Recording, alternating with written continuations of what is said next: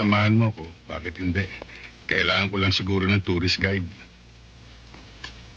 Sana mag-enjoy ka sa destino mo dito. Huwag ka mag-alala. Nag-i-enjoy naman ako. Matatagalan ka ba dito sa destino mo? Ang totoo niyan, hindi ko alam. Nasa Maynila ang desisyon. Maaring marikolo ko bukas, sa 1 linggo, o sa 1 taon. Dapat nga, bukas pa lang, ma-recall ka na eh. Masyado nang mahaba ang pasiklab mo, Director Velasco. Marami ka nang naapakan. Ginagawa ko lang trabaho ko. Wala akong intensyon makaapak ng iba. Pero alam ko, ang madalas matapakan, yung mga walang ginagawa. Mga hipong tulog na tinatangay ng alon. Sige, tingnan natin kung sino matutulog sa atin. Kung sa bagay, balita raw na asintado ang mga NBI.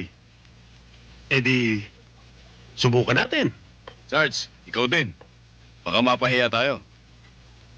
Anong mapahiya? Baka hindi niya kilala kung sinong kausap niya. Epi, mas mabuti siguro kung sa loob na lang tayo. Hoy! Huwag kang bastos, ha? Kapag kinakausap ka namin, huwag mo kaming tatalikuran. Dito sa teritoryo namin, kailangang makisama ka. At para tumagal ka dito, kami ang kaibiganin mo. Kung kayo rin lang magiging kaibigan ko, bibili nilang ako ng aso.